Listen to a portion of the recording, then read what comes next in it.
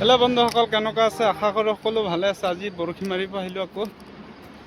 আজি নিশ্চয় আপোনালোকক ডাঙৰ মাছ মাৰি দেখুৱাম। ভিডিঅ'টো যদি ভাল লাগে আপোনালোকে সকলো শ্বেয়াৰ কৰিব। এয়া ভাঙন মাছ পগালোঁ, বৰশীটো পেলাই দিছোঁ, চাওঁ কি হয়।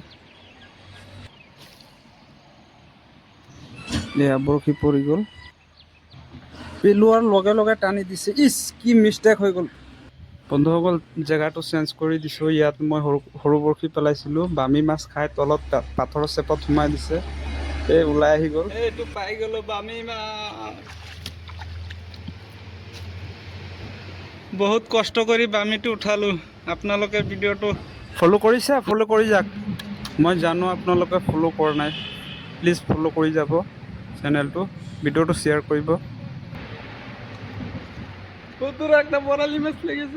বহুত সময় পিছত বৰালি এটা লাগিছে, চাওঁ কি হয়। বৰালিটো ডাঙৰেই লাগিছে, জোৰ জোৰকৈ টানি আছে, পাওনে নাই চাওঁ।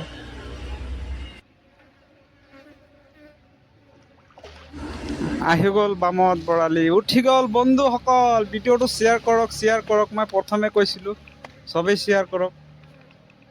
2 কেজিমান হ'ব, বেছিও হ'ব পাৰে। বহুত দিন পিছত বৰালি এটা পালোঁ, পূৰা ফূৰ্তি লাগি আছে মনটো। মাশাআল্লাহ।